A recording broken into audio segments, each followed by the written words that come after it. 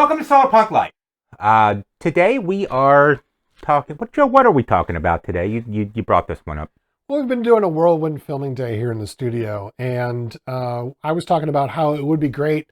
You know, we had a good reception for our Nirvana fallacy video, and I would like to cover some more logical fallacies, really to get awareness of them out there, because I introduce these to people and frequently, and I just get stares like, what do you mean about that? And I mentioned specifically survivorship bias, and Jason said, what the heck is that? And I said, well, I'll explain it to you on camera. It's probably something I already practiced but didn't know it had a name, like being a solar punk. Right. I'm going to put up here on the screen for our viewers, Jason, this image of an airplane with various bullet hole locations in it that's from World War II. And it's a great indicator, a great thing to talk about with survivorship bias, because what happened and where this image came from is that during World War II, when the bombers were flying out and bombing Germany and were coming back, the Allied forces were looking at the airplanes and they said, wow, all of these airplanes that came back, they have these bullet holes all over the place. Maybe we should put more armor on the places where the bullet holes are to help protect our airmen.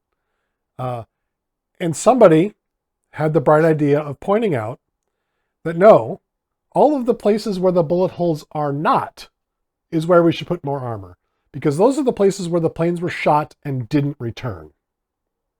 So if all you analyzed are the people or the airplanes that successfully returned, and you looked at that data, then you have an incomplete data set that you're analyzing, and that's called survivorship bias.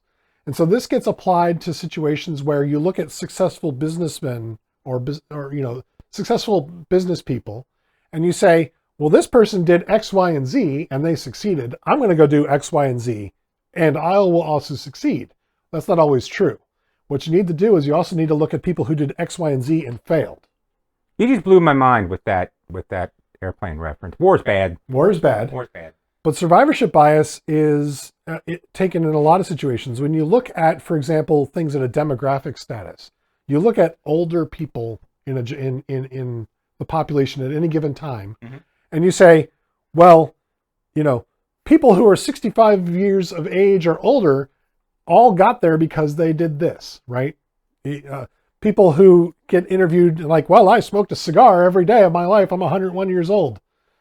But if you can't take that one data point and say, well, they survived this situation, therefore everybody else will survive the situation. You need to look at the complete data set. You need to look at everybody who took those actions and see what happened to the whole set, not just the people that survived. Lottery winners is another place that survivorship bias comes into play. Look at all the people who won the lottery. They all, did this and that, but look at all the people who played the lottery, right? And then you have a more complete data set.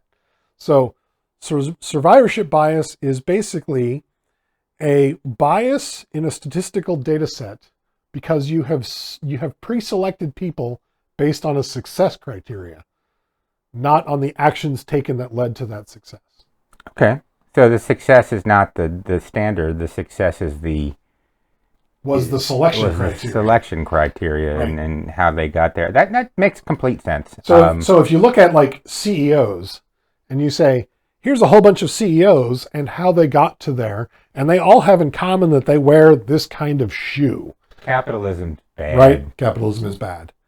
But really what they all had in common was that they knew the right people, right? That's true. Right? They knew the right people to get the jobs, to get, promoted. They got onto boards and they got money and they had the free time to do stuff. Stepped on the right people. They stepped on the right people. Exploiting the labor.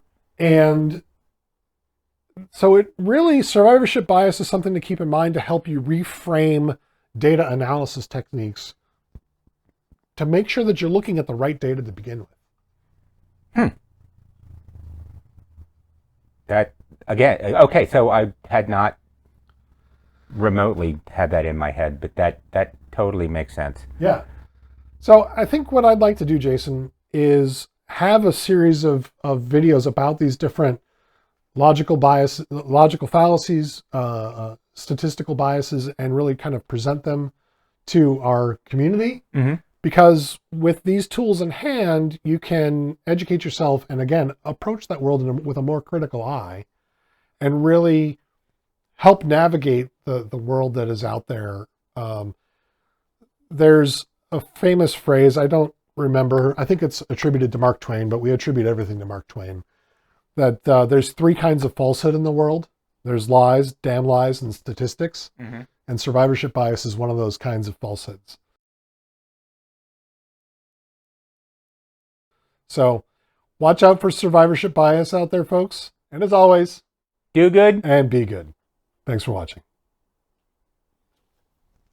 Good? Uh-huh. There's a website called Your Logical Fallacy Is. Oh, I gotta check that out. I'd never heard that story before. The next one, yeah. So it's a wild one.